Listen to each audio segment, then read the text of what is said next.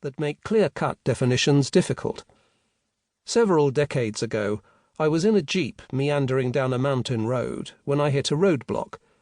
Traffic was being held up while a new bridge was being dedicated in a traditional ceremony. Puzzled, I asked those presiding over the ceremony whether the local party had given permission for the dedication. Baffled looks greeted me until one observer explained that the person in the elaborate robes was the party secretary.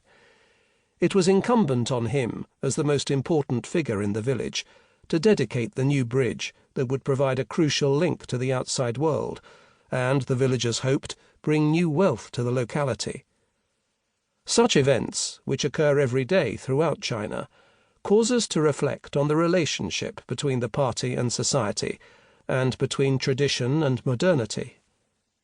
Did the party secretary believe that the elaborate dedication would encourage the spirits to ensure that wealth would flow into the village? Did he feel compelled to perform the celebration, to retain or build credibility among the locals? Was he bringing the word of the party into the village, or was he bringing local interests and possibly heterodox beliefs into the party? In all of these cases, it was probably both. The traditional ritual contrasted with the construction of the bridge, which represented modernity and integration of the village with the outside world. The bridge was the link to the market that had been the driving force behind the reforms of the 1980s and 1990s.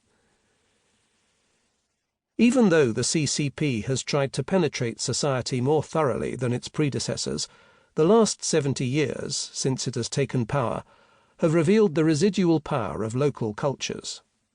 In the southern province of Guangdong, traditional clan structures play an important role in economic and political life. In villages that I have visited in the province, large lineage halls have been restored or built anew, clearly forming the most important organizing point for political and socio-economic exchanges.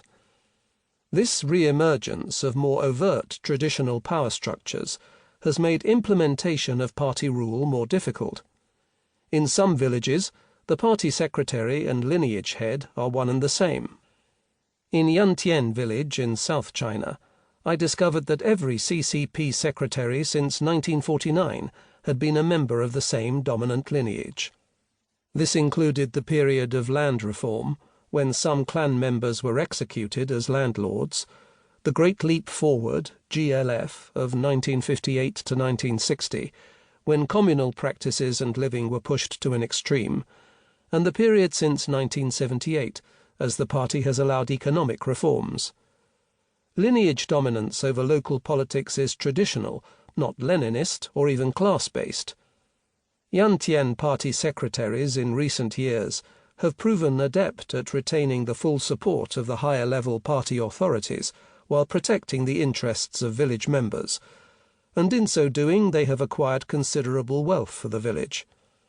Again, the question arises as to whether the CCP is controlling the local community through the lineage, or the lineage is using the party to protect and promote its own interests, or some combination of the two. These local identities are reinforced by religious practices and customs. Officially, China is an atheist country, but the CCP has had no choice but to tolerate religious practices as long as they do not challenge state power. The party has adopted a series of secular official celebrations that mark key dates in the history of the revolution or in communist traditions, such as National Day, October the 1st, and International Labour Day, May the 1st. But the most important festivals are derived from Chinese tradition, Chinese New Year, a week in January or February based on the lunar calendar, and Qingming, grave sweeping day in early April, and local customs. Local religious worship and traditional practices have blossomed since the beginning of the Reform era, but organized religion that stresses an allegiance beyond the CCP is viewed with suspicion and is usually repressed. Despite attempts to produce a more monolithic and obedient society, such as the re-education program for those of Islamic culture in the northwest province of Xinjiang, China remains a culturally and linguistically diverse nation.